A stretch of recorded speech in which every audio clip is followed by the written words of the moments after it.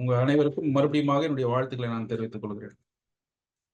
பவுலுடைய மிஷனரி பயணங்கள் 3 பயணங்களை மட்டும் நான் எடுக்க இருக்கிறேன். அடுத்த வாரத்திலிருந்து இந்த வாரம் வேத வசனங்களோடு சம்பந்தப்பட்ட ஒரு ஸ்டடி மட்டும் எடுக்கிறது நான் பிரியப்படுறேன். எனக்கு இந்த ஸ்லைடு, உங்க ஸ்லைடு, வெல்கம் ஸ்லைடு பார்த்தோன்னா, அந்த ஜூம் மீட்டிங்குடைய ஸ்லைடு பார்த்தோன்னு ஒரு ஷாக். ஏன்னா அந்த ஸ்லைடில் இருக்கக்கூடிய வசனத்தை பேஸ் பண்ணி தான் நானும் இன்னைக்கு நான் ப்ரிப்பேர் பண்ணியிருக்கேன். இப்போ என்னுடைய ஸ்லைடை நான் ஷேர் பண்ணுறேன் கணேசன் பிரதர். ஓகே, நற்குணம் எங்கே, இந்த டாபிக்ல தான் நான் பேச போகிறேன். Where is the noble mind, அதற்கு ஆதாரமான வசனம் பிரதர் கணேஷ் பிரதர் வாசிங் பிரதர்.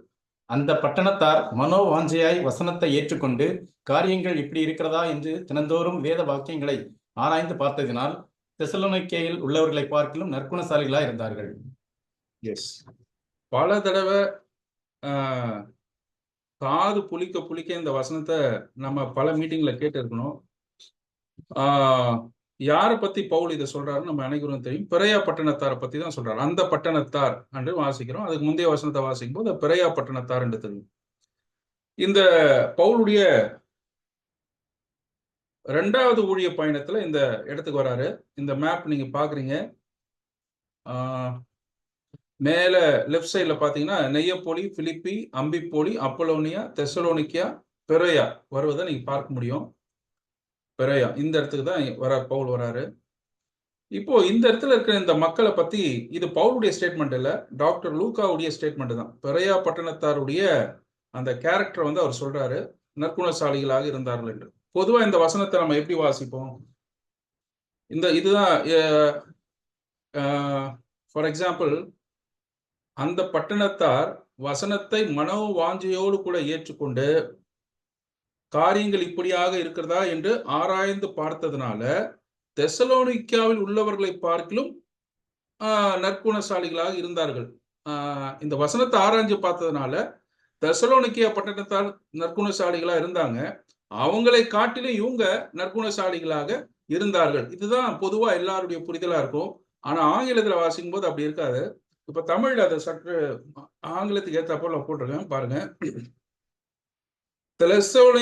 தெசலோனிக்கியாவில் உள்ளவர்களை பார்க்கிலும் பெரையா பட்டணத்து மக்கள் நற்குணசாலிகளாக இருந்ததினால் மனோவாஞ்சையாக வசனத்தை ஏற்றுக்கொண்டு காரியங்கள் இப்படி இருக்கிறதா என்று தினந்தோறும் வேத வாக்கியங்களை ஆராய்ந்து பார்த்தார்கள். இதுதான் கரெக்டான ஸ்டேட்மெண்ட். வசனத்தை ஆராய்ஞ்சு பார்த்ததுனால நிறைய பேர் சொல்லுவாங்க அவன் நற்குணசாலிகளா மாறிட்டாங்க, தெசலோனிக்காவை உள்ள சகோதரர்களை பார்க்கலும் இவங்க மாறிட்டாங்கன்னு சொல்லுவாங்க. பட் வசனத்துடைய சரியான புரிதல் என்னன்னு சொன்னா, அவங்க நற்குணசாலிகளா இருந்ததுனாலதான் அவங்க வசனத்தை மனோவாஞ்சையாக ஏற்றுக்கொண்டு அவங்க ஆராய்ச்சி செய்து காரியங்கள் இப்படியாக இருக்கிறதா என்று அவர்கள் பார்த்தார்கள் என்று பொருள் வரும். இப்போ அதனுடைய விளக்கத்தை, வசனத்துடைய விளக்கத்தை நான் சொல்லிடுறேன். நற்குணசாலிகள் சொல்லும் போது நல்ல குணம் கொண்டவர்கள் அப்படின்னு சொல்லுவோம். ஆனா இங்கிலீஷ்ல நோபல் மைண்ட் அப்படின்னு சொல்றாங்க, இல்லைன்னா ஓப்பன் மைண்ட் அப்படின்னு சொல்லலாம். ஆக்சுவலா இந்த வார்த்தையினுடைய அர்த்தத்தை பார்த்துடலாம். யூஜின்ஸ், நற்குணம், அந்த வார்த்தை தான் பயன்படுத்தப்பட்டிருக்கு கிரேக்க வார்த்தையில. யூ என்று சொன்னால் மேலான, சிறந்த, உயர்ந்த, நல்ல என்ற அர்த்தம். ஜினோமாய் அப்படி சொன்னால் பிறப்பு, சந்ததி, இதை போன்ற குறிக்கும். அப்படி என்று சொன்னால் நல்ல உயரிய பிறப்பை இந்த வார்த்தை குறிக்கும். அப்போ நோபல் பர்சன் நம்ம சொல்லும் போது ஒரு உயரிய ஒரு மனிதனை குறிப்பதற்கு பயன்படுத்தக்கூடிய வார்த்தையாக நம்ம நினைப்போம். ஆனால் இந்த இடத்தை பொறுத்த வரைக்கும் பாருங்க, இந்த ஒரு வசனத்தை வாசிக்கலாம். பிரதர் கணேஷ் பிரதர், யார் வசனத்தை வாசிக்கிறீங்க பிரதர்? நீங்க வாசிக்கிறீங்களா? வாசிக்கிறேன் பிரதர், வாசிக்கிறேன். எந்த வசனம்? யோவான் 8:58. இந்த ஸ்கிரிப்ட் யோவான் 8:58. அதற்கு இயேசு, ஆபிரகாம் உண்டாகிறதற்கு முன்னமே நான் இருக்கிறேன் என்று மெய்யாகவே உங்களுக்கு சொல்லுகிறேன் என்றார். உண்டாகிறதுக்கு என்று சொல்லும் போது பான், அவர் பிறப்பதற்கு முன்பதாகவே. இந்த ஜினோமா என்ற வார்த்தை பிறப்பை பற்றி சொல்லக்கூடியதாக இருக்கிறது. ரோமர் 1:3 வாசிங்க. அதிலே மாம்சத்தின்படி தாவீதின் சந்ததியில் பிறந்தவரும் பரிசுத்தமுள்ள ஆவியின் தேவனுடைய சுதன் என்று மரித்ததினாலே பலமாய் ரூபிக்கப்பட்ட தேவகுமாரனுமாய் இருக்கிறார்.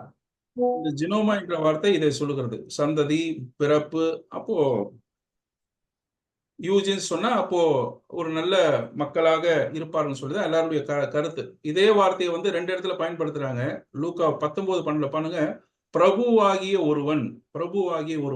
கொரிந்தியர்ல நாம் வாசிக்கிறோம், உங்கள் பிரபுக்கள் அநேகர் இல்லை அப்படின்னு சொல்லும்போது உயரிய மக்களை குறித்து சொல்வதாக நாம் நினைப்போம். அந்த நற்குணசாலின்னு சொன்னா உயரிய மக்கள் என்று நாம் நினைப்போம். ஆனால் அதை பற்றி அவர் பேசவில்லை.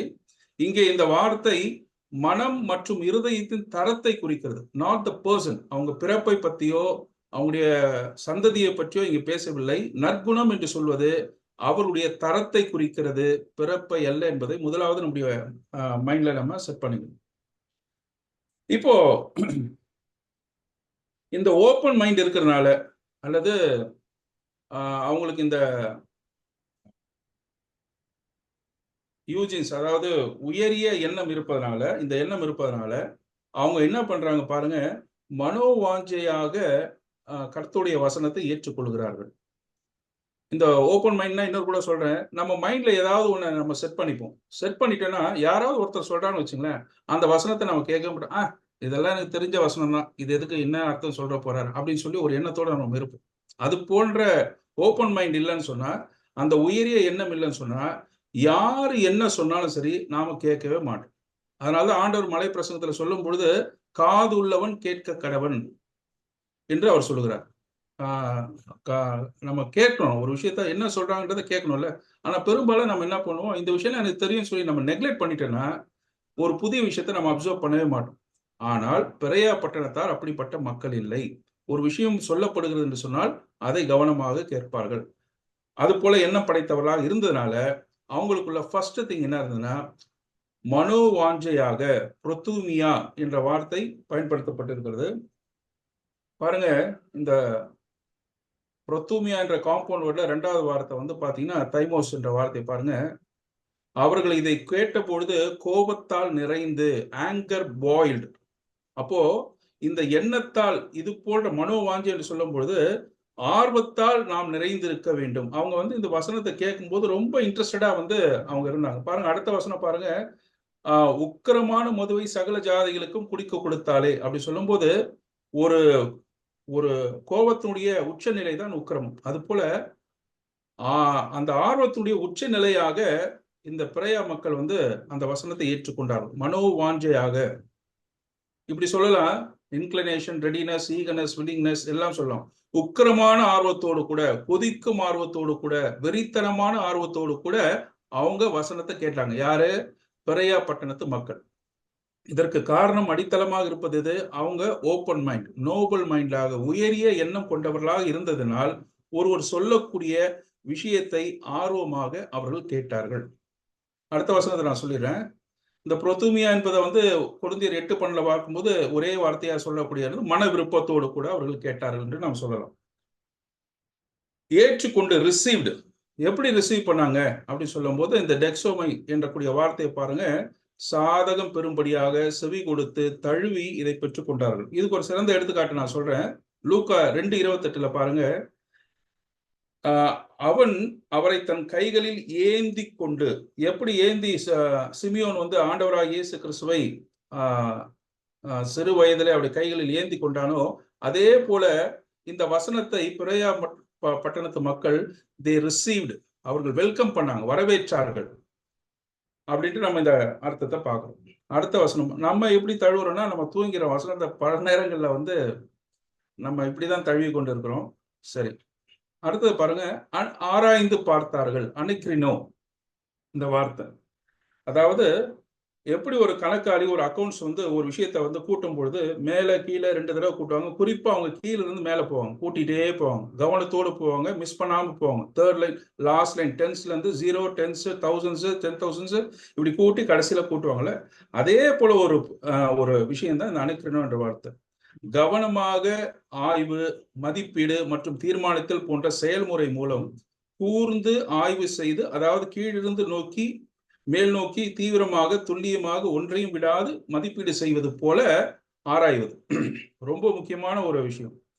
இந்த மனோவாஞ்சை, ஏற்றுக்கொள்ளுதல், இந்த அனிக்ரினோ, இந்த மூணு விஷயமும் எப்ப சாத்தியமாகும் சொன்னால் நீங்கள் நோபல் மைண்டா இருந்தா மட்டும்தான் சாத்தியமாகும். ஒருத்தர் சொல்றதை நம்ம கேட்கணும்.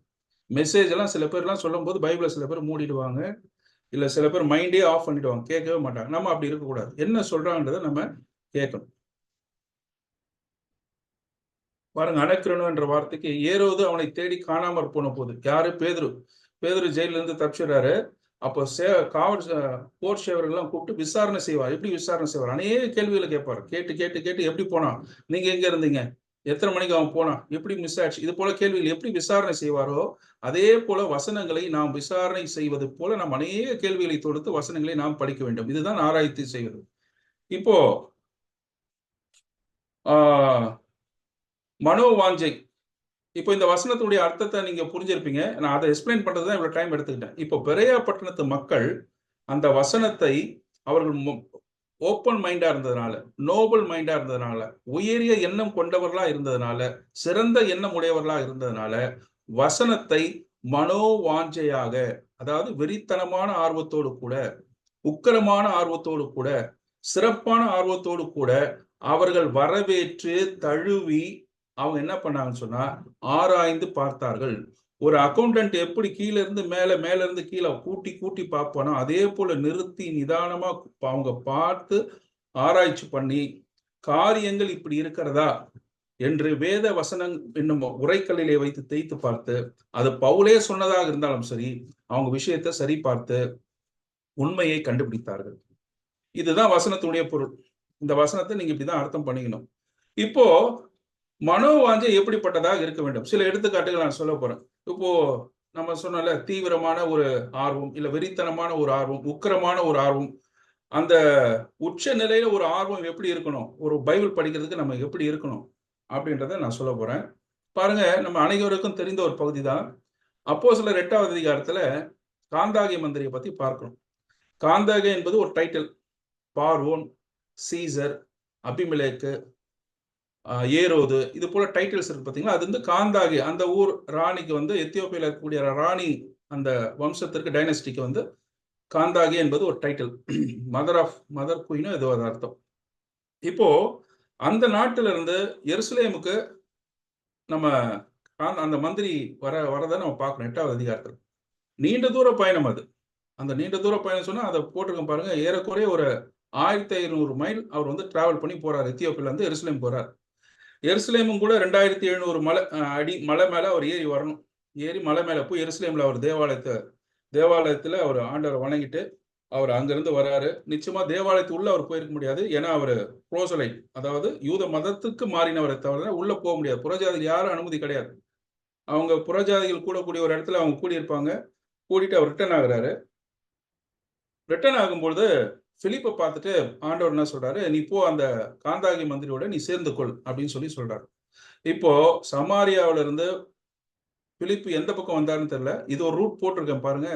இந்த பக்கமா வந்திருக்கலாம், அஸ்தோத் வழியா வந்து இந்த இடத்துல மீட் பண்ணிருக்கலாம், காசால வந்து மீட் பண்ணிருக்கணும். ஏறக்குறைய ஒரு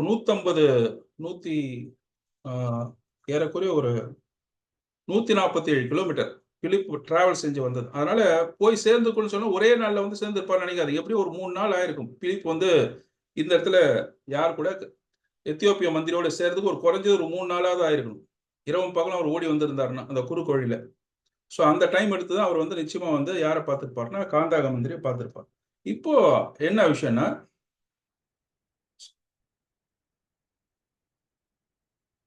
இருபத்தெட்டாவது 8:28 வாசிங்க கணேசன் பிரதர். அப்போஸ்தலர் 8:28. ஊருக்கு திரும்பி போகும்போது தன் ரதத்திலே உட்கார்ந்து ஏசாயா தீர்க்கதரிசியின் ஆகமத்தை வாசித்துக் கொண்டிருந்தான். எஸ், பாருங்க, அந்த காலத்துல வந்து புக் எல்லாம் கிடையாது, தோல் சுருள் தான். இப்ப நீங்க இந்த ஸ்லைட்ல பாக்குற மாதிரி தோல் சுருள் தான். ஏறக்குறைய ஏசாயா தீர்க்க தரிசன புத்தகம் இந்த கம்பாரிசன் கொடுத்துருங்க பாருங்க. ஒரு தோராவுடைய ஒட்டுமொத்த சுருளோட வெயிட் 25 கேஜ். இந்த ஐசையாவுடைய சுருள் வந்து ஏறக்குறைய ஒரு 5 கேஜாவது இருக்கணும். இப்படி அவர் படிக்கணும்னு சொன்னா அந்த 24 அடி பக்கத்தை வந்து திருப்பி திருப்பி திருப்பி படிக்கிறதுக்கு வந்து இட் டேக்ஸ் டைம். ஈஸியா படிக்க முடியாது. அதுவும் இவர் சேரியட்ல வராரு, மலைப்பாதையில வராரு. அன்னைக்கு மாதிரி ஹைவேஸ் எல்லாம் கிடையாது. ஆனாலும் அந்த மந்திரி அந்த வேத புத்தகத்தை, அந்த வேத வாக்கியங்களை அவர் ஏசாயா தீர்க்கதரிசி புத்தகத்தை வாசிக்கிறார். ஒரு ஆர்வம் இருந்துச்சுன்னா நம்ம சூழ்நிலையை நம்ம எதுவுமே சொல்ல மாட்டோம். எனக்கு இந்த சூழ்நிலை இருந்தா படிக்க முடியும், எனக்கு ஒரு கம்ஃபர்டபுளான ஒரு பிளேஸ் இருக்கணும், ஒரு சேரு, ஒரு டேபிள், இதெல்லாம் இருக்கணும்னு சொல்லுவோம்ல. ஆனா இவருக்கு காந்தாக மந்திரிக்கு எதுவுமே கிடையாது. அவரு இங்கிருந்து போகும்போதே படிச்சுன்னு போனாரா, இல்ல அங்க தோல் சுருளை வாங்கிட்டு படிச்சுட்டு வராரான்றது தெரியல. ஆனால் வரும்போது படித்துக் கொண்டே வருகிறார். எங்க இருந்து எருசலேம்ல இருந்து ஏறக்குறைய ஒரு 60-70 கிலோமீட்டர் டிராவல் பண்ணி வந்துட்டார். இதுவரையும் படிச்சுட்டு தான் வராரு அவரு. இப்போ வாசித்துக் கொண்டு வரும்பொழுது அவர் நினைச்சிருந்தாருன்னா ரதத்துல வரும்பொழுது ஆஹ், தன்னுடைய நாட்டு கணக்கை பத்தி அவர் பொக்கிஷங்களுக்கெல்லாம் அதிகாரியாக இருக்கிறார். நாட்டு கணக்கு பார்த்திருக்கலாம், இல்ல இயற்கையிலே ரசித்து வரலாம். இவர் டிராவல் பண்ண இடம்னா நீரூற்றுகள் நிறைந்த இடம். அங்க ஒரு குளியலை போட்டு அதெல்லாம் இயற்கையெல்லாம் ரசிச்சு அப்படியே வந்திருக்கலாம். ஆனால் அவர் என்ன பண்றாரு சொன்னா, வேத வாக்கியங்களை படிக்கிறார். ஒரு ரதத்துல வரும்போது எப்படி அந்த ஜர்க்ல எப்படி படிச்சாருன்றதெல்லாம் ஆச்சரியமா இருக்கு. ஆனாலும் அவர் படித்துக் கொண்டு வருகிறார். பிலிப்பு இவரோட தான் ஜாயின் பண்றாரு. ஜாயின் பண்ணும்பொழுது அடுத்தது பாருங்க, 34வது வசனத்துல மந்திரி பிலிப்பை நோக்கி, தீர்க்கதரிசி யாரை குறித்து இதை சொல்லுகிறார்? தம்மை குறித்தோ வேறொரு குறித்தோ சொல்ல வேண்டும் என்று கேட்டுக்கொண்டான். இப்ப அடுத்தது லெவலுக்கு போறாரு. வசனத்தை வாஞ்சையோடு வாசிப்பது மட்டுமல்ல, அவர் ஆராய்ச்சி செய்கிறார். இது யாரு, எப்படி, இந்த கேள்வி எல்லாம் கேட்கிறார். அப்போ இந்த விஷயங்கள்லாம் யாருக்குள்ள கேட்கிறாரு, எந்த சூழ்நிலை கேட்கிறாரு? ரதத்துல அவங்க டிராவல் பண்ணி கொண்டு இருக்கும் பொழுதுதான். ஒரு பீரியட் ஆஃப் டைம்ல பாத்தீங்கன்னா அவங்க இந்த வசனத்தை இறங்கி நடக்க ஆரம்பிச்சிருவாங்க. இறங்கி நடக்க ஆரம்பிச்சுட்டு இப்போ கடைசியில் இந்த ஸ்டேட்மெண்ட் கொடுக்குறாரு, இயேசு கிறிஸ்துவை தேவனுடைய குமார் என்று விசுவாசிக்கிறேன் என்று சொல்லி பண்றாரு. அப்போ பிலிப்பு கொடுக்கக்கூடிய எக்ஸ்பிளனேஷன்ல கடைசியில ஈனோக் வந்து என்ன பண்றாரு, இதுவரையும் யூத மார்க்கத்தில் இருந்தவர் இப்ப என்ன பண்றாரு, கர்த்தரா இயேசு கிறிஸ்துவை தேவனுடைய குமார் என்று சொல்லி விசுவாசிக்கிறேன் என்று சொல்லி அவர் மனம் மாறுவதை இங்க பார்க்கணும். இப்போ இவ்வளவு பெரிய ஒரு ரிசல்ட் வர்றதுக்கு காரணம் என்ன? அவர் முதல் வந்து வசனத்தை படிச்சது மனோவாஞ்சையாக. அடுத்தது அவர் ஆராய்ச்சி பண்ணி கேள்வி கேட்டு பிலிப்பிடம் கேள்வி கேட்டது. இதெல்லாம் கேட்கும் பொழுது ஆஸ் அ ரிசல்ட் உண்மையாக அவர் என்ன பண்றாரு, ஞானஸ்தானம் எடுக்கக்கூடிய ஒரு சூழ்நிலையை பார்க்கிறோம். 2வது எக்ஸாம்பிள் நான் சொல்றேன். நம்முடைய ஆண்டவராக இயேசு கிறிஸ்து சமாரிய ஸ்திரியோடு பேசின ஒரு சம்பாஷணை தான். பாருங்க 4வது அதிகாரம் 40வது வசனத்துல இந்த வசனத்தை வாசிக்கிறோம். சமாரியர் அவரிடத்தில் வந்து தங்களிடத்தில் தங்க வேண்டும் என்று அவரை வேண்டிக் கொண்டார்கள். பாருங்க, எதுக்கு வேண்டிக் கொண்டார்கள்? அற்புத அடையாளம் செய்யறதுக்கா? சமாரியாவில் எந்த அற்புதமும் அடையாளம் அவர் செய்யல. எதற்காக வேண்டிக் கொண்டார்கள்? அப்பொழுது அவருடைய உபதேசத்துக்கு இன்னும் அநேக பேர் விசுவாசம். அவர் பேசுறதை கேட்கணும், அவர் சொல்றதை கேட்கணும்ன்ற இன்ட்ரெஸ்டோட சமாரிய மக்கள் இருந்ததை நம்ம பார்க்கிறோம். இதுக்கு முன்னாடி சமாரிய ஸ்திரீ கூட பெரிய ஒரு நீண்ட ஒரு டைலாக் ஆண்டவர் உரையாடல் பேசிக்கொண்டே வருகிறார். அது எந்த டைம்ல பேசுறாருன்னு பாத்தீங்கன்னா 6ஆம் மணி நேரமாக இருந்தது வாசிக்கிறோம். 6ஆம் மணி நேரம் உச்சி வெயில், 12 மணி. ஆண்டவர் வெயில்னு பார்க்கல, அவளும் வெயில்னு பார்க்கல. அவ கொஸ்டின் பண்ண ஆண்டவர் பதில் சொல்ல, அவ கொஸ்டின் பண்ண ஆண்டவர் பதில் சொல்ல, இப்படி அந்த டயலாக் போயிட்டே வந்து கடைசியில அந்த ஊர் மக்களுக்கு போய் சொன்னோன்னே அந்த ஊர் மக்களும் ஆண்டவராய் இயேசு கிறிஸ்துவை தங்களிடத்தில் தங்குபடியாக கேட்டுக்கொண்டார்கள், வசனத்தை உபதேசிக்கும்படியாக கேட்டுக்கொண்டார்கள். 42 வசனத்துல அந்த ஸ்திரீயை நோக்கி, உன் சொல்லி நிமித்தம் அல்ல, அவருடைய உபதேசத்தை நாங்களே கேட்டு அவர் மெய்யாய் கிறிஸ்துவாகி உலக ரட்சகர் என்று அறிந்து விசுவாசிக்கணும் அப்படின்னு சொன்னா பல கேள்விகள் அவன் கேட்டிருக்கணும். ஆராய்ந்து அணைக்கிறீனோ கேட்டவன 2 நாள் ஆண்டவர் அங்க தங்கினார். அப்போ 2 நாள் ஒன்லி கேள்வி செக்ஷன் தான், கொஸ்டின் ஆன்சர் செக்ஷன் தான். பல கேள்விகளை கேட்டிருப்பாங்க, ஆண்டவர் பதில் சொல்லியிருப்பாரு. ஸோ அங்க ஒரு ரிசல்ட், பெரிய ரிசல்ட்டை பார்க்குறோம். இந்த இடத்துலயும் அவங்களுடைய வாஞ்சையை பார்க்குறோம், அவங்களுடைய இன்வால்மெண்ட், அவங்க அணுக்கிறணும் என்ற ஆராய்ச்சி செய்து அவங்க நிறைய விஷயத்த ஆண்டவர்களை கொஸ்டின் பண்ணதையும் பார்க்குறோம். ஒன்லி வித் டாக்டரின்ஸ், உபதேசங்களோடு சம்பந்தப்பட்டு. 3வது ஒரு இன்சிடென்ட் சொல்றேன், நம்ம அனைவருக்கும் தெரிந்த போது நெகேமியா 8:2 தேவாலயம்லாம் அலங்கம்லாம் கட்டி முடிச்சாச்சு, ஃபைனல் ஸ்டேஜ்ல. இப்ப மக்கள் எல்லாம் வந்து கூடி நிக்கிறாங்க.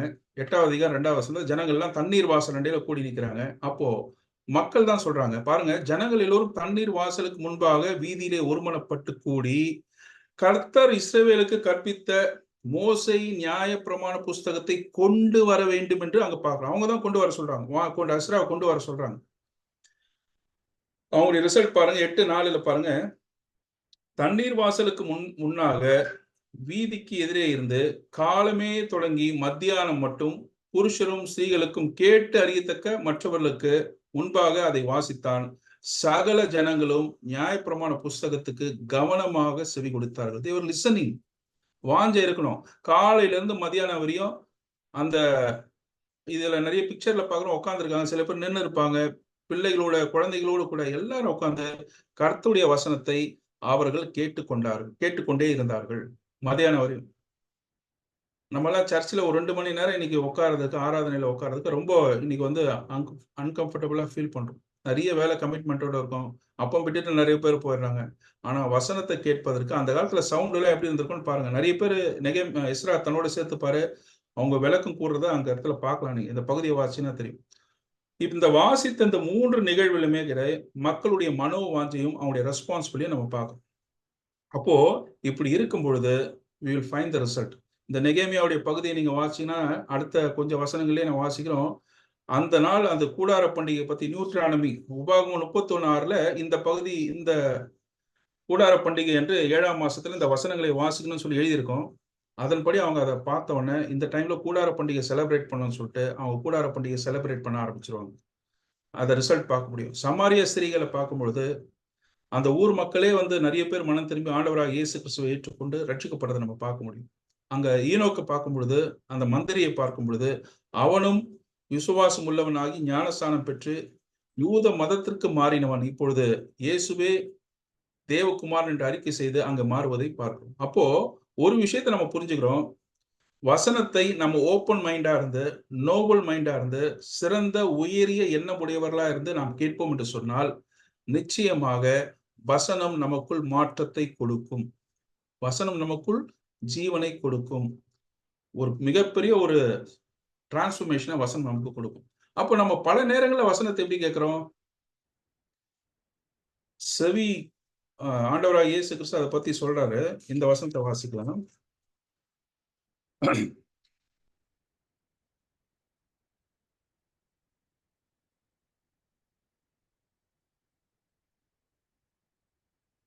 லூக்கா 8:15 வாசிங்க.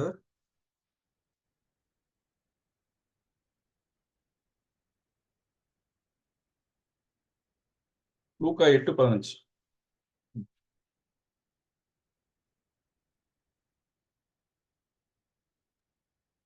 யாராவது வாசிக்கலாம். 8:15. நல்ல நிலத்தில் விதைக்கப்பட்டவர்கள் வசனத்தை கேட்டு அதை உண்மையும் நன்மையுமான இருதயத்திலே காத்து பொறுமையுடனே பலன் கொடுக்கிறவர்களா இருக்கிறார்கள். இல்ல, நீங்க மத்தேயு 13:15 வாசிங்க.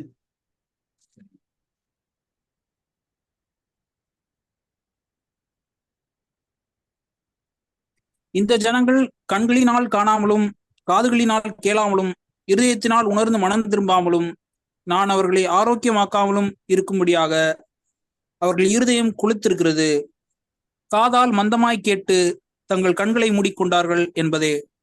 செம்ம திட்டுறாரு பாத்தீங்களா? இருதயம் கொழுத்திருக்கிறது. காதால் மந்தமாய் கேட்டு கேட்கறதுக்கு இன்ட்ரெஸ்ட் இல்லாம கேட்டா என்ன பண்ணுவாங்க? அது ஆண்டவராக இயேசு கிறிஸ்துவே பேசினாலும் கேட்கறதுக்கு மனம் இல்லைன்னா ஒண்ணுமே பண்ண முடியாது. அதனால கேட்கறது செல்வத்துள் செல்வம் செவிச்செல்வம், அச்செல்வம் செல்வத்துள் எல்லாம் தலை. அந்த செவிச்செல்வம் நமக்கு கேட்கக்கூடிய அந்த விஷயத்த நீங்க விருப்பத்தோடு கூட கேட்கணும். சரி, அடுத்த பாயிண்ட்டுக்கு வரேன்.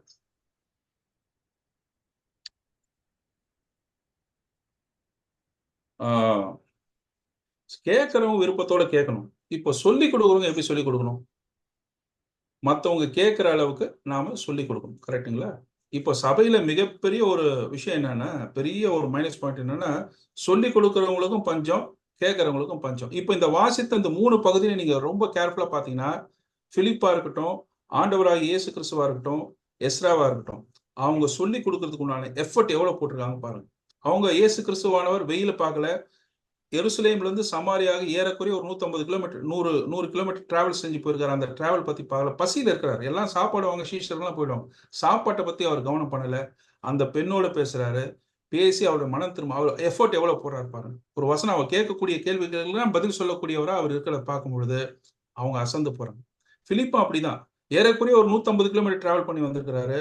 ரதத்தோடு வந்து சேர்றாரு. சேரும் பொழுது அவர் கேட்கக்கூடிய கேள்விகளுக்கெல்லாம் அந்த வசனத்தை நீங்க வாசிங்கன்னா நியாய பிரமாணத்தை வந்து இயேசு கிறிஸ்துவை பற்றி அந்த வசனத்தோடு கூட விளக்கங்கள்லாம் கொடுத்தோன்னே அந்த ரிசல்ட்டை பார்க்கணும். நெகேமியாவிலே நம்ம பார்க்கிறோம், அவர்கள் தீர்க்கமாக அதை விளங்க செய்தார்கள் என்று பார்க்கணும். அப்போ சொல்லிக் கொடுக்கிறவங்க இதுல ரொம்ப முக்கிய எஃபர்ட் போடணும். ஒரு வசனத்தை சொல்லிக் கொடுக்கும்போது அந்த வசனத்தினுடைய பின்னணியையும் வரலாற்று பூகோள ரீதியாக இது சில விஷயங்கள்லாம் சொன்னாதான் அந்த அண்டர்ஸ்டாண்டே பண்ண முடியும். இல்லைன்னா பண்ணவே முடியாது. அப்போ சொல்லிக் கொடுக்குறவங்களும் ரொம்ப ரொம்ப முக்கியம். பாருங்க, ஆண்டவராக இயேசு கிறிஸ்து எம்மாவு சீஷரோட பேச போறாரு. அப்ப என்ன பண்றாரு பாருங்க. லூக்கா எழுதின சுவிசேஷம் வாங்க. லூக்கா எழுதின சுவிசேஷம்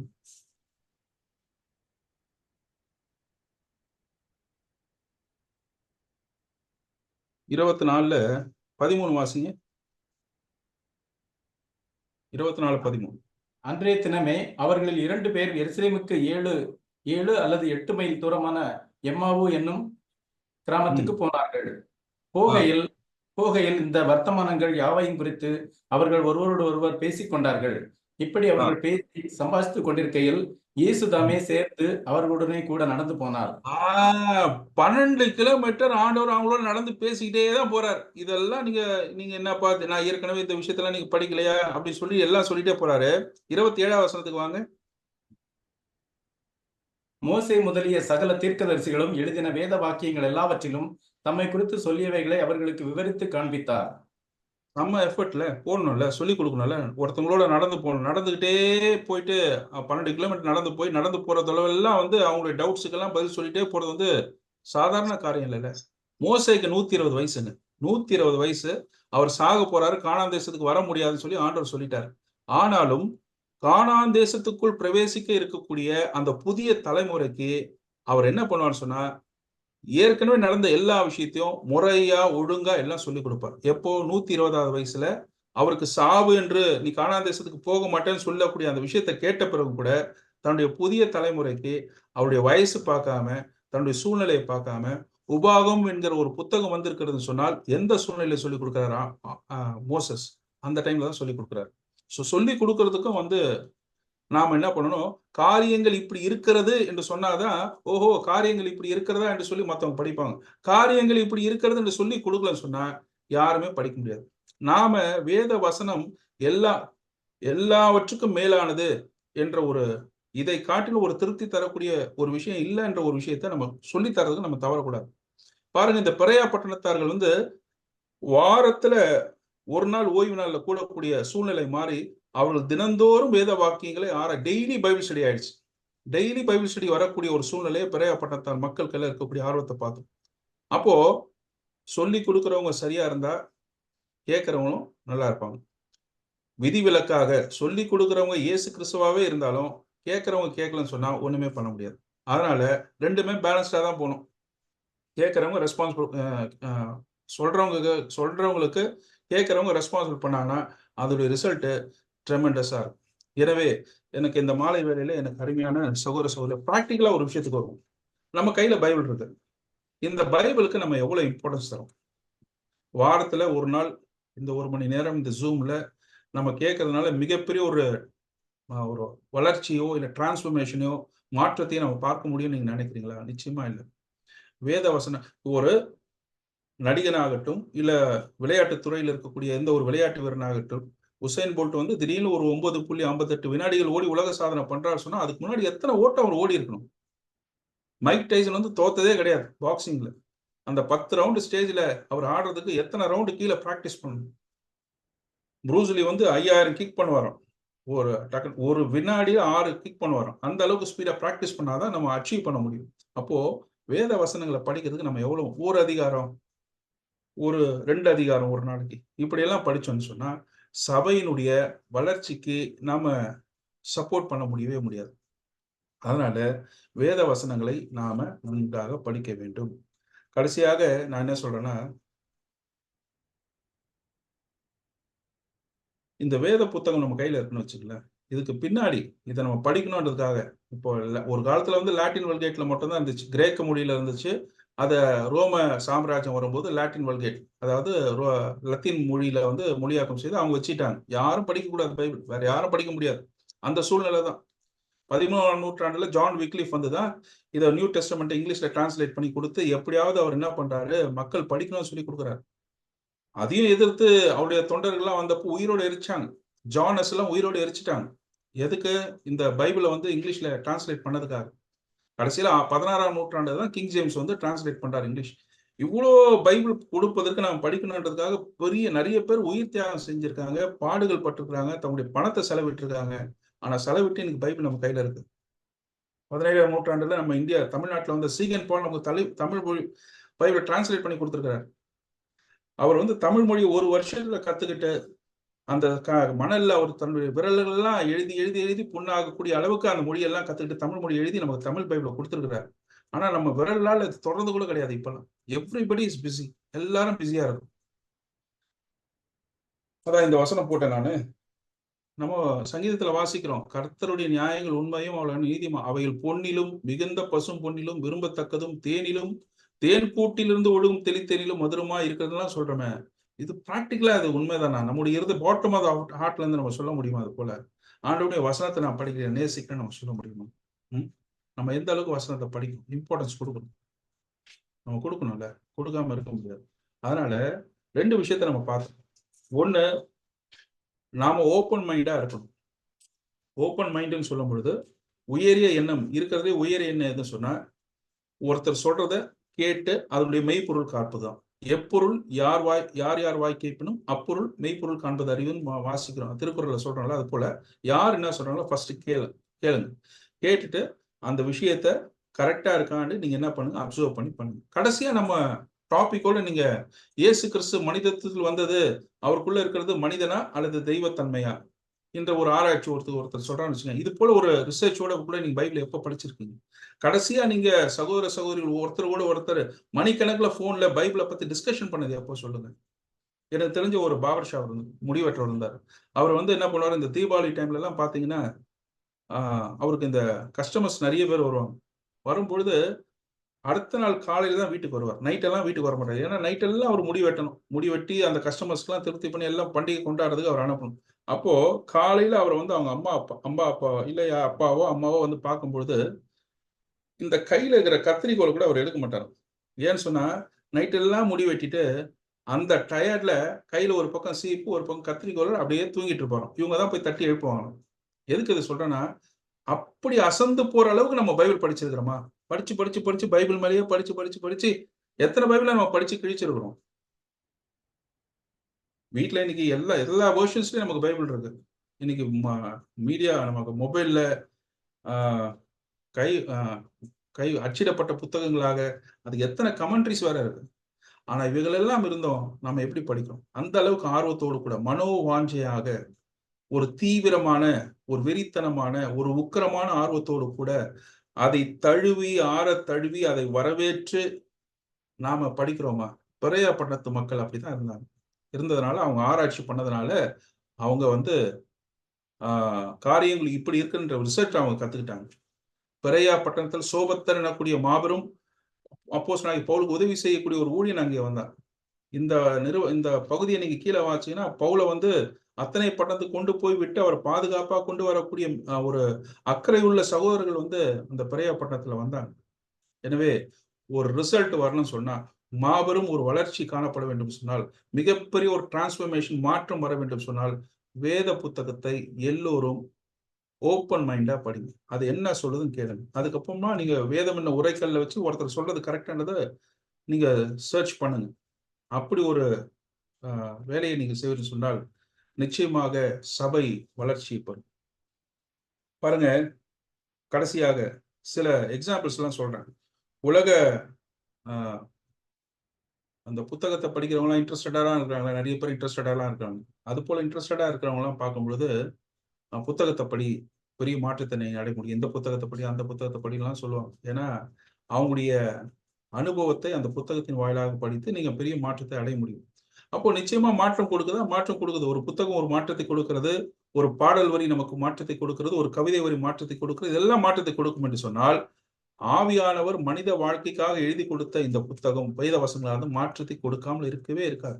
நாம் அதை ஹோல் ஹார்ட்டடா படிக்கணும். இப்படி கலியமூர்த்தி ஐபிஎஸ் பேசும்போது சொல்லுவார், அறிஞராக நாளைக்கு ஆபரேஷன், ஆனா ஒரு புத்தகம் படிச்சுட்டு இருக்காரு. அந்த புத்தகத்தை படிச்சு முடியல, இன்னும் ஒரு நாள் ஆகும். உடனே அவர் என்ன சொல்றாரு, டாக்டர்களே ஆபரேஷன் ஒரு நாள் தள்ளி வைங்க, நான் அந்த புத்தகத்தை படிச்சாகணும்னு சொல்றாரு. என்ன ஒரு இன்ட்ரெஸ்டடா போகுது இல்லை? கார்ல் மார்க்ஸ் வந்து ஹனிமூனுக்கு போகும்போது 2 சூட்கேஸ் நிறைய புத்தகத்தை எடுத்துன்னு போனாங்க படிக்கிறதுக்கு. அவங்களுடைய ஒய்ஃப் ஜெனி சும்மா விளையாட்டுக்கு சொன்னாங்க, நானும் வந்து அங்க படிக்கிறேன் அப்படின்னு சொல்லிட்டு. ஹனிமூனுக்கு போகும்பொழுது 2 சூட்கேஸ் நிறைய புத்தகத்தை கொண்டு சென்ற மார்க்ஸ். கேபிட்டலிசம் என்ற அந்த புத்தகம் எப்படி வந்து தெரியுமா? கிட்டத்தட்ட ஏறக்குறைய ஒரு 15 வருஷம் ஒரு லைப்ரரியில போய் உட்காந்து படிச்சு தான் கார்ல் மார்க்ஸ் பல புத்தகத்திலிருந்து தகவலை சேகரித்து தன்னுடைய மனைவியுடைய டிரான்ஸ்லேஷனில் கூட இந்த புத்தகத்தை வெளியிடுகிறார், கேபிட்டலிசம் என்கிற ஒரு புத்தகம். அப்போ படிக்கணும், படிக்கிறதுக்கு நேரம் செலவு பண்ணாதான் வில் கெட் த ரிசல்ட். இப்படி சொல்லுவாங்க, கற்க கரையில கற்பவர் நாள் சில என்ற ஒரு பாட்டு நம்ம கேட்டிருக்கோம். அதனுடைய அர்த்தம் என்ன? படிக்கிறதுக்கு நிறைய புக்ஸ் இருக்கு, ஆனா நாட்கள் கம்மி. அந்த குறைஞ்ச நாட்கள்லயே நமக்கு நோய் நிறைய இருக்கு. அப்படி இருக்கும்போது எந்த சிறந்த புத்தகத்தை படிக்க வேண்டும்? ஒரு அன்னப்பறவை எப்படி பால்ல இருக்கிற தண்ணியை விலக்கிட்டு பாலை மட்டும் எப்படி ஒண்ணுமோ, அது போல சிறந்த புத்தகங்களை படின்னு சொல்லி உலகத்தான வந்து அறிவுரை சொல்றாங்க. நமக்கு இதை விட சிறந்த புத்தகம் எதுங்க இருக்கு? இதை விட நமக்கு ஆண்டவர் சொல்லி கொடுத்துட்டாரு கையில. இதுக்கு படிக்கிறதுக்கு டைம் நல்லா ஸ்பெண்ட் பண்ணுங்க, நல்லா ஸ்பெண்ட் பண்ணுங்க. 1 மணி நேரம்லாம் பத்தாது, ஒரு 3 மணி நேரம். காலையில எழுந்து படிங்க, நைட் டைம் போயிட்டு வந்து படிங்க, எப்படி வேணாலும் படிங்க. படிக்கும் பொழுது you will find the result. நீங்க பாத்தீங்க நிறைய இடத்துல அந்த நம்ம வாசித்த 3 நிகழ்வுகளையும் மிகப்பெரிய மாற்றத்தை நம்ம பார்த்தோம். அப்படி நீங்க மாற்றத்தை பாருங்க. கடைசியாக இந்த ஸ்லைட் பாருங்க. அந்த வசனத்தை இப்படி சொல்றேன்.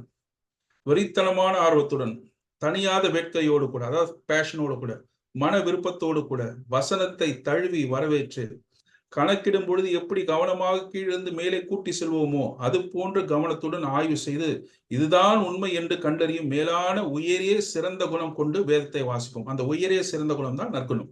அந்த நற்குணம் எங்கே போனது? இந்த டாபிக்கோட ஆரம்பிச்சேன். அந்த நற்குணம் நமக்கு வேணும். பெரையா பட்டணத்தாருக்கு அந்த நற்குணம் இருந்துச்சு, நமக்கு இருக்குதா? நாம் இருப்போம் என்று சொன்னால் வசனத்தை வாசிங்க. You will find the result. அதுக்குண்டான ஒரு ரிசல்ட்டை நம்ம பார்க்க முடியும். எனவே அருமையான சகோதர சகோதரி, இந்த மாலை வேளையிலே இன்றைய நாள் வர நாட்களில் பவுலுடைய ஊழியத்தை பத்தி படிக்க போறோம். அந்த ஊழியத்தை பத்தி படிக்க முன்னாடி இப்பயே நீங்க அப்போஸ்தலர் 13ஆம் அதிகாரத்துல இருந்து படிக்க ஆரம்பிச்சிருங்க. நீங்க படிச்சுட்டு இருந்தீங்கன்னா நான் சொல்லும் பொழுது அது இன்னும் உங்களுக்கு இன்ட்ரெஸ்டடா புரியும். அது மேப்ஸ் சில எல்லாமே வந்து இந்த ஸ்லைட்ல தான் கொடுப்போம். அப்போ நீங்க பாக்குறதுக்கு அது உங்களுக்கு யூஸ்ஃபுல்லா இருக்கும். நீங்க அப்படி படிக்க ஆரம்பிச்சிருங்க. இன்னைக்கு அறிமுக வகுப்பாக வேத வசனத்தை நாம் எப்படி வாசிக்க வேண்டும் என்பதை பற்றி அப்போஸ்தலர் 17-11 மறந்துடாதீங்க. வெறித்தனமான ஆர்வத்துடன், தனியாத வேட்கையோடு கூட, மன விருப்பத்தோடு வசனத்தை தழுவி வரவேற்று ஒரு கணக்கனை போல கீழிருந்து மேல் ஆராய்ச்சி பண்ணி படிக்கக்கூடிய காரியங்கள் உண்மையை கண்டறிய கூடிய அந்த மேலான உயரிய சிறந்த குணத்தை கொண்டு வேதத்தை வாசிக்க கர்த்தர் தாமே உங்களுக்கு கிருபை செய்வாராக. இந்த வாய்ப்பு கொடுத்த சாலிகிராமம் சபையாருக்கும் என்னுடைய மனமார்ந்த நன்றியை நான் தெரிவித்துக் கொள்கிறேன். கர்த்தருடைய நாமம் மகிமைப்படுவதாக. ரொம்ப தேங்க்ஸ் பிரதர், ரொம்ப சந்தோஷம். சபையாக எங்களுடைய நன்றியை உங்களுக்கு தெரிவித்துக் கொள்கிறோம். நீங்கள் தொடர்ந்து பவுலுடையாருடைய மிஷனரி பயணத்தை பற்றி வருகிற வாரங்களிலே நீங்கள் எடுக்கலாம்.